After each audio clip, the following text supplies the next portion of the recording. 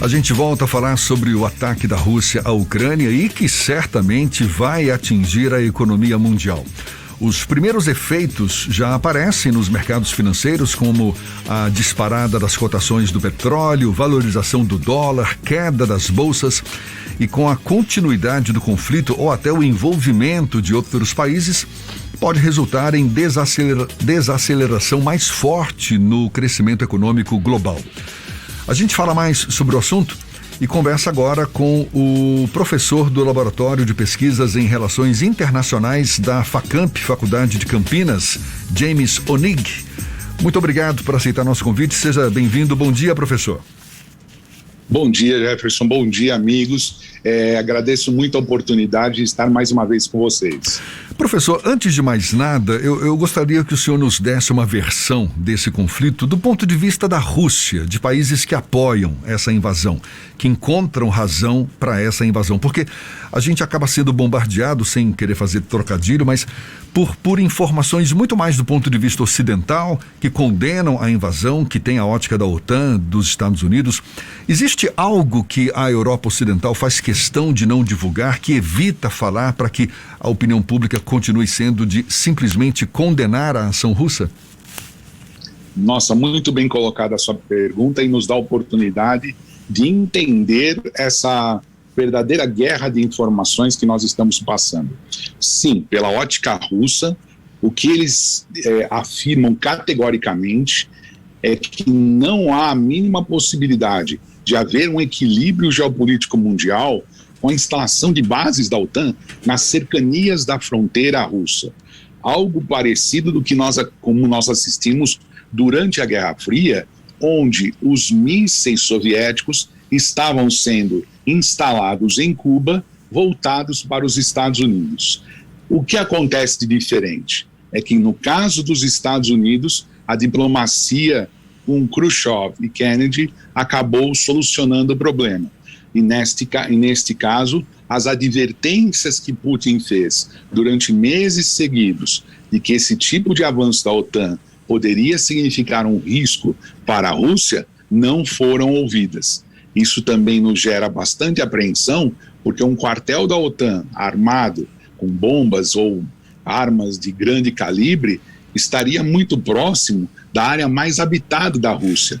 Portanto, Putin estaria lutando pela segurança da região, vamos dizer assim, ocidental da Rússia, a parte mais habitada da nação, e por isso mesmo Putin usou essa estratégia mais intempestiva.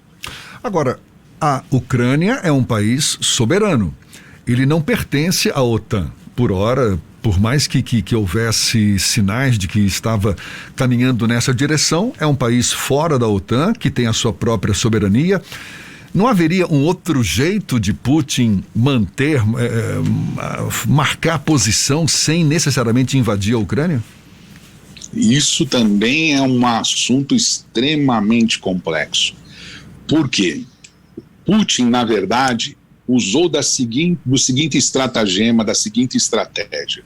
Se ele for reconhecer Donetsk e Lugansk, que são as áreas habitadas por russos dentro da Ucrânia e que são mal administradas pelos ucranianos, sendo até perseguidas pelos ucranianos, e Putin vai defendê-los nessa hora, eles perceberam que as sanções que iriam ser aplicadas sobre a Rússia, elas seriam aplicadas só com reconhecimento ou além disso, com a invasão da própria Ucrânia. Então eles decidem invadir para justamente derrubar o governo ucraniano e permitir a ascensão de um governo, isso na visão putinista, né, Jefferson? Sim. Uma ascensão de um governo extremamente aberto a negociações. Esta é a intenção direta da invasão: derrubar o atual governo ucraniano e levar ao poder um outro grupo. E isto, com certeza, é um ataque à soberania da Ucrânia. James, há uma questão que envolve um debate discursivo, um debate de ideias entre Rússia e Ocidente, Mas pelas informações que a gente tem, a Rússia se preparou para esse conflito, seja fazendo reservas internacionais, fazendo reserva financeira para aguentar sanções econômicas, seja pela própria militarização daquela área das proximidades da Ucrânia. Essa questão ideológica, ela vai se sobrepor à guerra física, ao conflito armado efetivamente, ou você acredita que, infelizmente, na atual situação, o conflito armado deve acabar se sobrepujando a esse conflito de ideias que inicialmente vinha sendo travado? Excelente, a possibilidade de responder essa pergunta vai no âmago de todo esse processo, vai no centro de toda a discussão. O que o Putin e as lideranças russas, seja Sergei Lavrov no Ministério das Relações Exteriores, Sergei Shoigu como ministro da Defesa, o que essas lideranças russas criaram e souberam utilizar de forma bastante produtiva, e aí voltando à sua questão no campo ideológico, é que a Ucrânia dava abrigo para grupos neonazistas. E, portanto, além de tudo isso, além de defender a população a minoria russa na Ucrânia, além de evitar a entrada da Ucrânia na OTAN, Putin e seus assessores estariam promovendo uma desnazificação.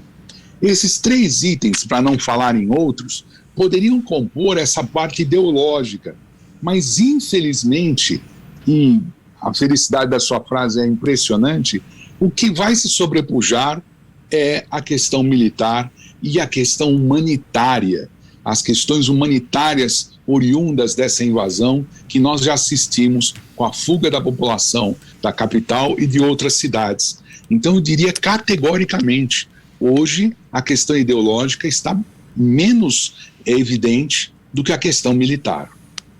Para a gente encerrar, professor, qual é o cenário que a gente pode vislumbrar a curto, médio prazo, se é que a gente pode arriscar um prazo para isso, nessa disputa ideológica e também nessa disputa de forças? A queda do governo da Ucrânia, me parece, vai ser inevitável. Mas vai ficar por aí?